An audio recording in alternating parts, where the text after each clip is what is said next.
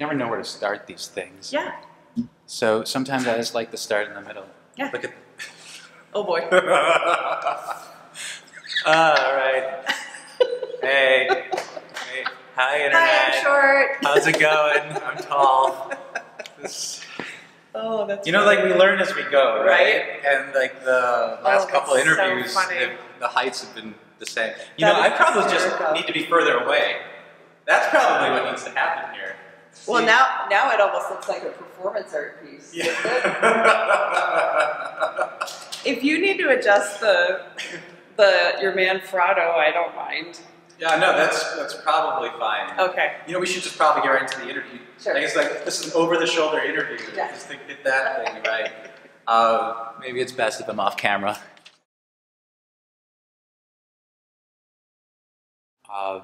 Normally, I'm in the frame, so it's a little bit better. Well, there, we so- can actually make fun of the fact that our height is so different that poor Dana is relegated to behind the camera today because I am so short, you guys.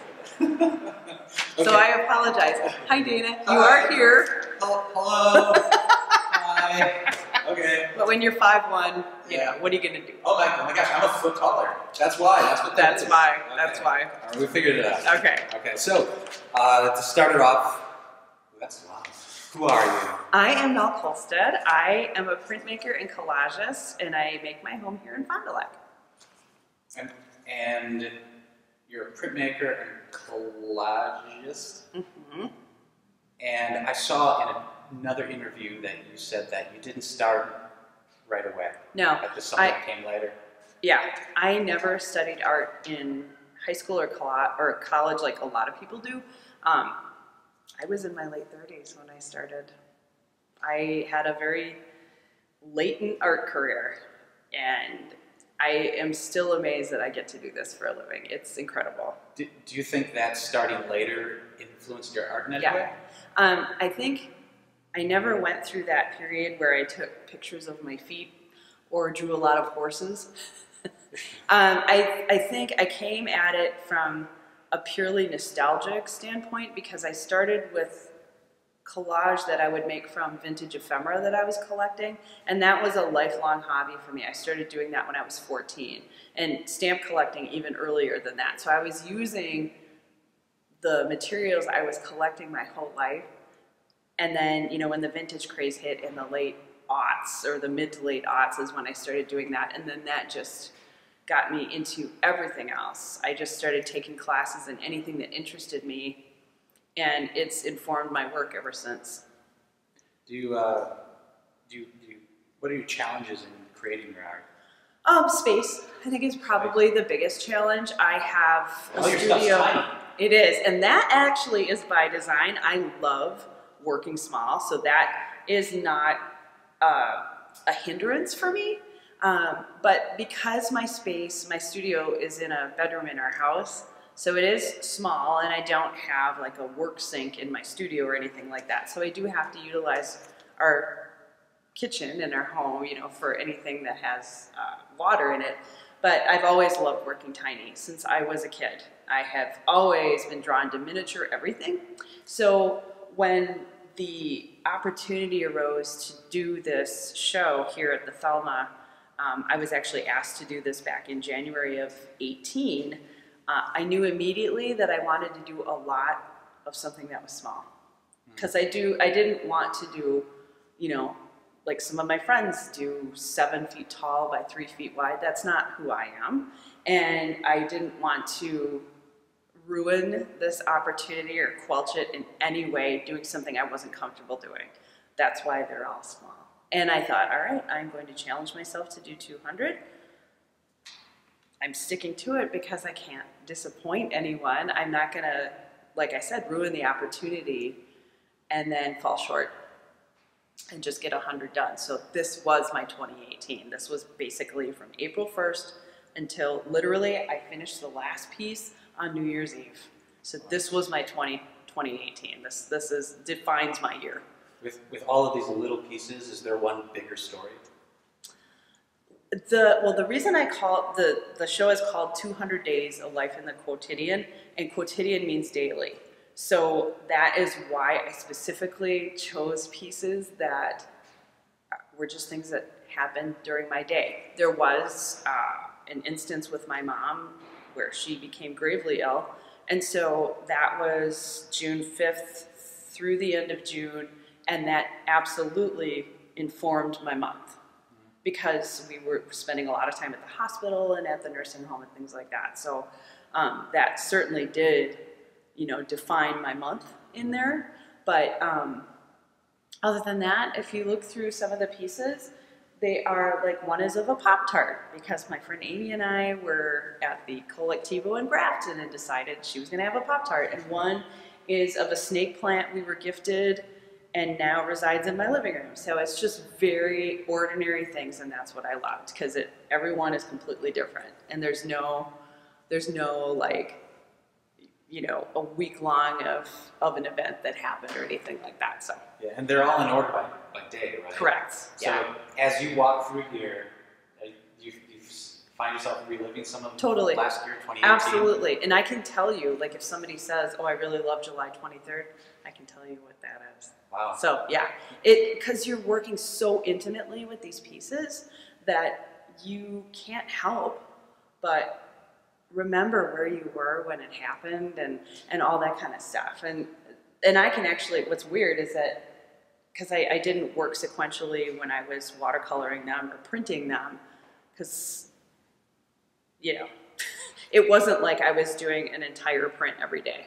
I would scratch the plexiglass, and then I would wait until I'd have 50, and then I would do 2 days worth of printing.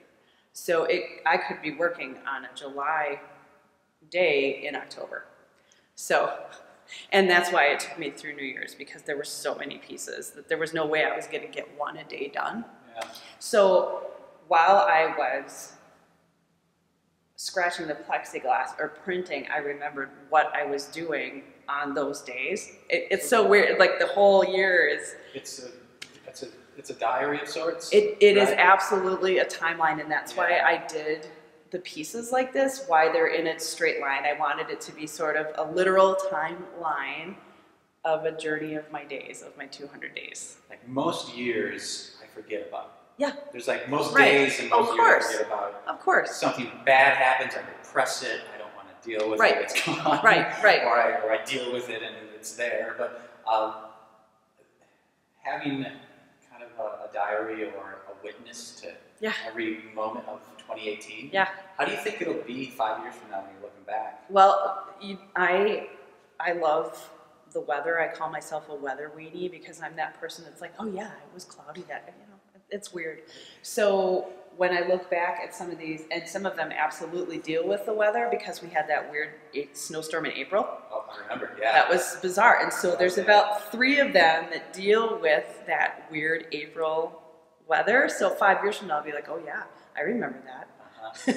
So, or just, everyday things. Like, I have a piece, I believe it's May 1st, about watching Netflix. Something that all of us do, right? But I'll remember taking that photo and watching Netflix that night. It's so random and weird, but I love it. Wow. You just took me away from one of my questions. I'm sorry. No, it's good. I told you, it's I'm talking. I love it, like, into the story, and I'm just thinking, Netflix, oh, wow, like, there's nothing off the table. No. Right? Like, no, there was absolutely nothing. I voted this day. So August 10th was primary, and you're kind of not supposed to take pictures while you're voting. So I don't have my ballot up, but I thought it would be really neat to just see the voting booth. And I voted early, so it was at our city-county building. It wasn't at the polls. So how cool is that, right? Like, it's something that all of us hopefully do. Yeah. But that was the highlight of my day that day, maybe. Yeah. Like, everything else was just going through my day, but I voted that day, so, and I have 2 about voting. And so this is more than just the art that you made. This is more than just the picture you took and the art that came from it. Yeah. This is you. Yeah. This is 2018. Right. It really is. Yeah. And what I wanted people to see is that there's fun stuff that happens every day. It's small stuff, right? And you know, you're going to be a dad soon, so you'll find out. You've got to find like little things that happen during the day when you're sleep deprived, and you're like, oh my God, I don't know. Little fun things happen every day, and sometimes they're not so fun. But I try to keep it positive. I mean, sometimes I made design choices too. So one of them on April 19th is a wastebasket.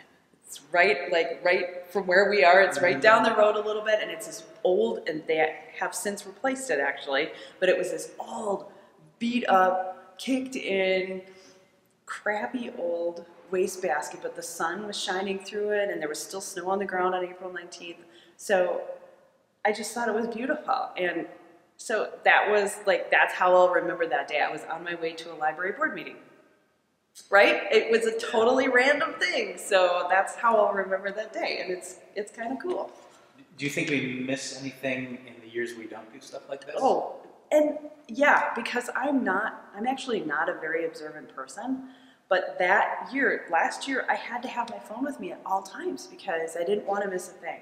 Yeah. And I trained myself to go, oh, that's cool. Oh, get out your phone and take a picture of it. Yeah. And some days I would have 5 photos, and then I would have to decide, okay, which one am I going to use for that day?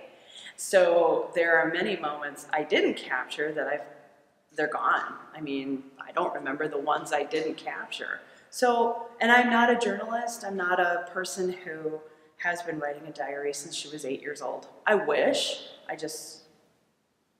don't. And so for me to do this was the journal of my year. And how great is that? And I miss it so much. I've thought about, you know, not doing it every single day, but like somehow continuing it so I can do it again. I'd love to do that. What will you do with these after they're done here? Well, I'm very happy to report that it's half sold already. Wow. Congrats. Thank you. That's so, you know, I kind of use social media as a chronicle also. Mm-hmm. So the whole year, I was very judicious as far as, you know, how often I would show. So I would show one on Instagram like maybe every 10 days or so that it wouldn't give the whole thing away. Mm-hmm. But I would try to keep people in the loop and tell them, hey, next April or next March, you know, this is going up. And including the Thelman and all my things. And I actually did a TED Talk last year on this show. So I talked about how my love of miniatures in my childhood informed my adult life. And so I used this show also as a catalyst for that. And in the process of that it's not a TED Talk, it's a TEDx Talk.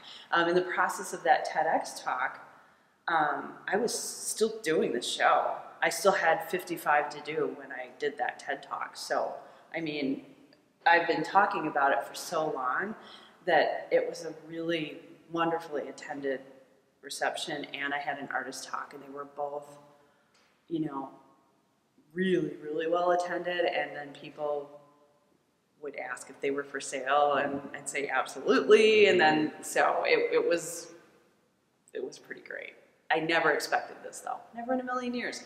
My goal was to sell like 30 of the 200, and the fact that 90 are gone, I'm very happy with that. Very impressive. Yeah, thank you. Thank you so much. Yeah, I still can't believe it. So I'm really happy that people liked them.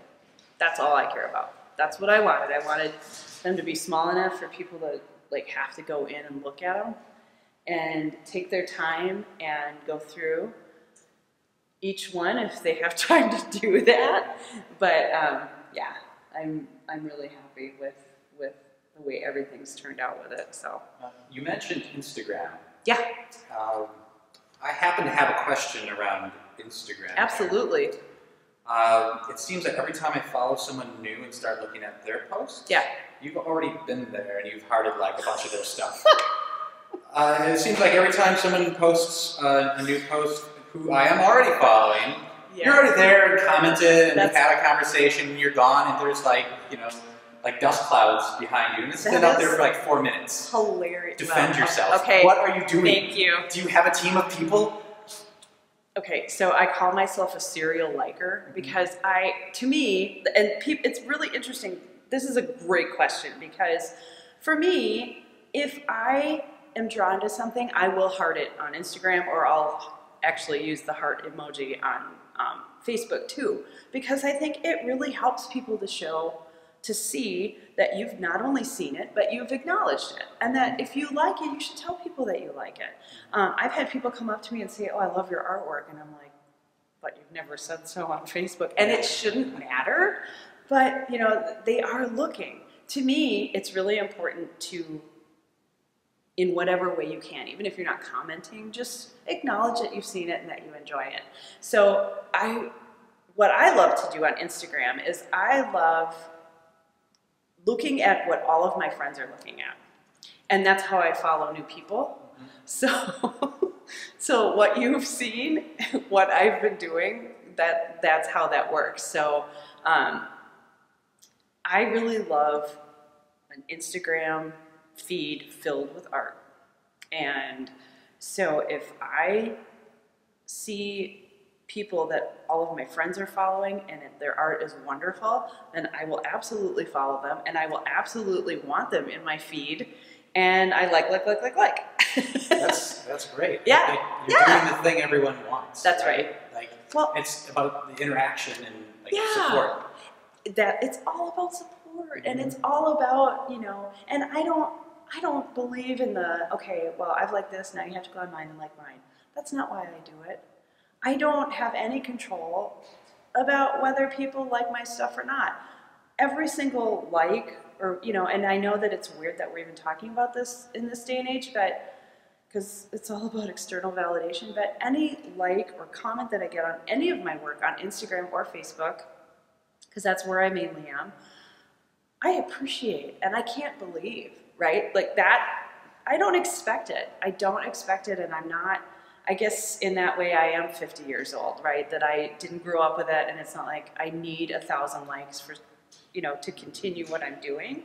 But it's amazing to me that I'm actually getting feedback from my work almost instantaneously. And if I can do that for someone else, well, I'm glad to do it. Yeah. That's what it's about, right? Yeah. That's a really good way of looking at it. Yeah. I mean, if everyone looked at it that way, we'd be in a different world, right? Right on. And place. You know, I love Instagram for that reason. In fact, I found you on Instagram first. I think I like you on Facebook too, but you know, it's all about to me, it's got to be positive, right? And I'm not a Pollyanna. I understand that our world can be a cesspool. Why would I contribute to that, right? I mean, you know, there will always be plenty of trolls and people that are contributing to the downfall of Western civilization. I don't want to be one of those people. Well, you're not. Thank you. And the reason why I know you're not is because of what you do on social media. Yeah. And then two, in the real world, yeah, where people exist in the physical form. Yeah. I go into galleries to look at art and to talk to people, and I like talking to strangers. It's a thing. Yeah, me too. And in more than one gallery, people have said that they like Mel. She's cool, and they make me laugh. That's what they've said more than one occasion. You probably know who I'm talking about. Oh, that's hilarious. And if you don't, that's how many times you do it. Wow. It's out there. So is this true? I would hope so. Okay. I mean, what I love about the Fox Cities, and you know, Fond du Lac is so perfectly situated because we are 70 miles away from Green Bay, 40 miles away from Appleton, 50 miles away from Milwaukee. So we are, and you know, Madison too, but they seem to be their own enclave. It's really Milwaukee, Fox Cities, and Fond du Lac for me, where I do most of my stuff. And it's such a small art community that you are going to run into the same people. And that's what I love. Any gallery I'm in, any class that I take, any place I exhibit my work, anytime I even teach a class, there are going to be people I know.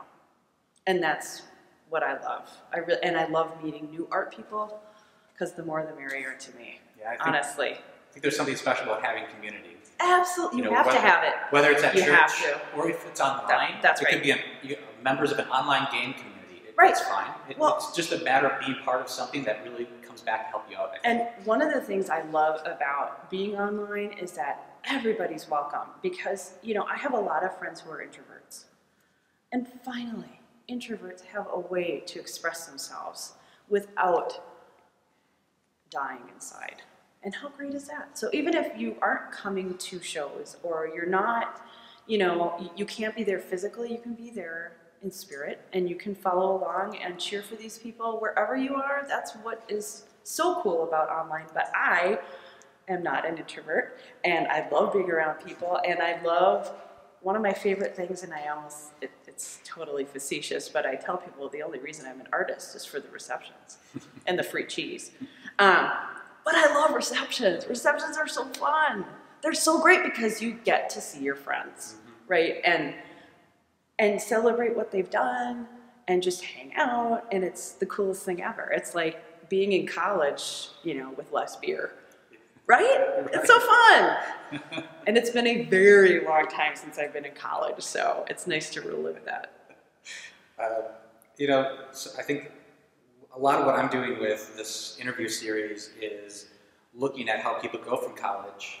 I'm going to try to make this a segue. Yeah, sure. My brain I'm stalled as a stall tactic. Yeah, right you bet. That's All right. So I think I got it. So you go from college through your professional career and move to a place where you can support yourself. Yes. And sometimes it happens before college for some people, and Yeah. sometimes it happens after college. Right. It's the journey that I'm curious about, and I'm curious about how artists are supported in their journey along that way. Wow. Okay. So college for me was all about TV. I actually worked in TV for 4 years. I was what I like to call a production peon, where I ran camera and I did the chyron, you know, the words on the bottom of the screen. I typed that in. I ran master control. I did all these things. That was a 4-year stint, and then the hours were insane, so I quit that and I moved into newspaper. So I was a media person for most of my career. I did TV and newspapers. I worked at 2 TV stations and 2 newspapers. So I have always loved the broadcast spectrum, and now I think that has really helped me in my work. I was a communications major in college, hence why I'm so talkative. I mean, it probably makes sense that I was a communications major. Yeah, my gut is that skill came naturally. Yes. Well, it did, and it didn't. Find a home everywhere. As far as the arts go, I started in music.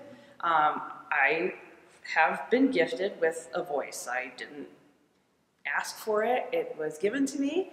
And so I can't say that I'm super talented. That's just something that came very naturally to me because I have a very musical family, and my sister is the same as I am. We are both extremely gifted singers, but I never wanted to make that a career. But that was something that was my focus as far as the arts go. I've never been a sports person. I wish.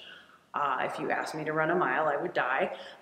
So the arts is where I always was. But the transition from music to art, I wish I could tell you what happened. I can't. I have no idea where the art, I mean, aside from the fact that, like I initially said, when I was doing collage with my vintage ephemera, and that got me into the art world, there is no other catalyst for how I got into this. And it blows my mind every single day that this came out. Because I honestly, I think there's so many factors at stake here. I think I am super good at promoting myself. I'm also extremely lucky that I know the people that I do, and that I'm able to talk about my work. And I think, and just enjoying every second of the fact that I'm able to do the work has really gotten to where I am. You said that you have the support to do this, and I know it was only 30 seconds ago, but I don't want to misquote you. No, so that's all right. Is that the right word? That you have the space to do this? Oh, I'm going to have to go and No, look at the that's video. all right. my curiosity is around how that space is created to be able to like make the work. Like throughout time, everyone's like, yeah, starving artist, and we have a patron, and they support the art. And what I'm learning is that a lot of art exists in a place where it's supported by something other than the art itself. Oh, absolutely. Right? So I'm trying to figure out, like, is that how it's going to be? I don't know, and it's going to be such an interesting transition from the old guard, which was all gallery supported, to now.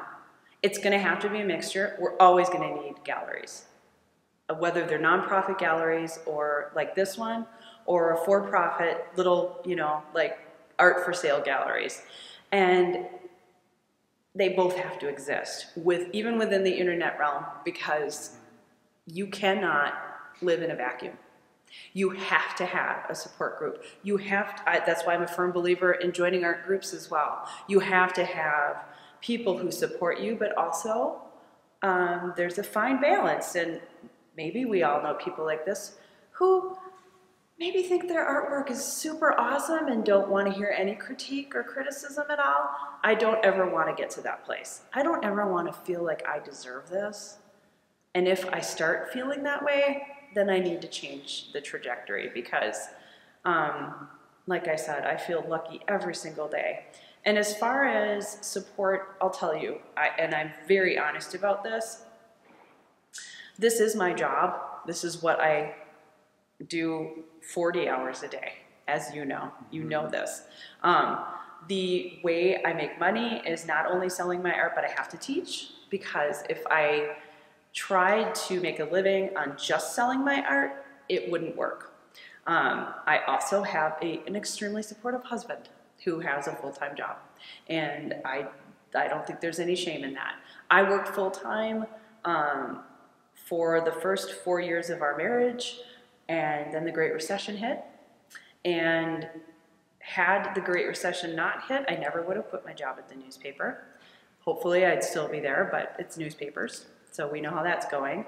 I absolutely love my job, but an opportunity arose, and it was a very minute opportunity, but I glommed onto it. I quit my full-time job and took the leap into this full-time 9.5 years ago, and I've been going ever since. And it was not easy at first, right? Like, I wasn't making any money.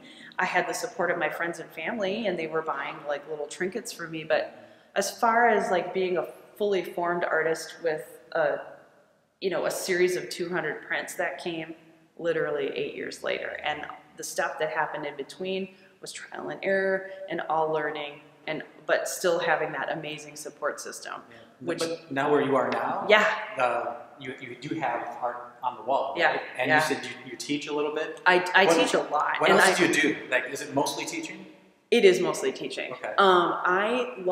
Thank God I love teaching, because I do it a lot. I have at least 4 classes a month, basically one every weekend. And I also have what I call individual art, where I have people in my home, and we do a 3-hour session for a price. And I love doing those too. But I also volunteer a lot of my time. You can't see it, but right across the street is our library, and I'm the volunteer curator of the gallery inside our library. So that takes about 15 to 20 hours of my time every month also, which that is the way I give back in the art world. That's what I can do to, donate my time. So if you imagine somebody watching this video who is in a position similar to yours 8 years ago. What would I tell them? I always ask them, like, what advice you would give, but I'm looking for something a bit more specific, because I think you have a lot of experience that you can give them in, like, maybe some things that they can go do. So is there, what can other artists do specifically to make more money? To make more money, get creative. Yeah. Really. You know something about this. You're super creative as far as finding avenues for profit making. And it's something that every artist should really consider. I don't know why they don't have a business degree along with an art degree of some kind in college, because that is it. Every artist has to promote themselves. Do not be shy about promoting yourself in any capacity, because you have to do it. If you are uncomfortable, hire somebody, because no one will do this for you. You have to do it yourself.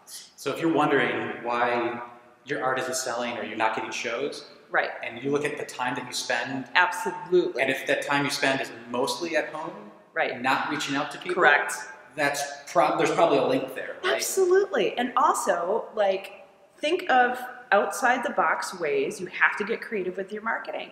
You have to start thinking, okay, if I have an image, let's say you're a photographer or someone whose work is 2D and would fit really well in other venues, then you can go on Fine Art America or one of those maybe and get your work onto products, if that's your thing. If that thought repels you, then think of something else, but find a way. Don't lament because, hey, it is hard. I'm not going to tell you this job is easy, but it is so fulfilling, and it doesn't happen overnight. This success story is 9 years in the making, and it is the highlight of my career. Absolutely, 100%. I mean, anyone who's here would know that. But keep going. Keep going. It's going to be hard. It's going to be really, really hard some days. Keep going. If this is what you want to do, do not quench that opportunity, because it may never come back. That's amazing. Okay, good. I couldn't have written that. Well, that's my last question too. And that comes from experience, because honestly, there are days where, oh God, I mean, you want, I'm sure you understand this, you want to throw it in, and you're like, why am I even doing this? Like, you question that very existential question. Why? What the hell is this for? Why am I doing this? It's stupid. Or nobody's gonna like this. Everybody does, and if you're not doing that, like if you're an artist and that's not a thing that you're thinking, then you need to rethink. I think, number one, good for you, but then what are you, an assembly line artist? Because if you're not questioning every single piece that you're doing, and there were some that I loved, and I thought, oh, that turned out really good, but there are others that I'm like, well, all right, I guess 200, they're not all gonna be masterpieces. And that's where I had to leave it, because I had to move on. But yeah, I mean, at my artist talk here a couple weeks ago, I talked about the self-doubt that comes. There's so much self-doubt, but that's not a bad thing. You always have to question what you're doing and whether it's good enough, and you have to, put out your best work. Sometimes that's what drives you to do better work. Absolutely. I mean, if I were still doing the things like and I think every artist goes through this, right, where they look back at their portfolio from 9 years ago, and I look at those pictures and I'm like, why did I think that I was going to be able to do this? And if I were still doing work like that, I would have absolutely no business still doing it. You have to grow as an artist. You have to continue and find things that you love to do, right? If you're stuck in one style, and not even style, but like you're doing the same thing for like 20 years, that's not for me. If you are making a living and you're still enjoying it and you're doing it for 20 years, you're doing something right? But you've got to enjoy it. You have to. If you're not enjoying, if every day is a slog and you think, my God, life is long and arduous, you shouldn't be doing that. That's why we do art, to get away from that. That's your cue to go find something else. Absolutely. Yeah. That's right. So. Thanks. Oh my gosh. I appreciate this. Yeah. Well, I appreciate it too. This is wonderful.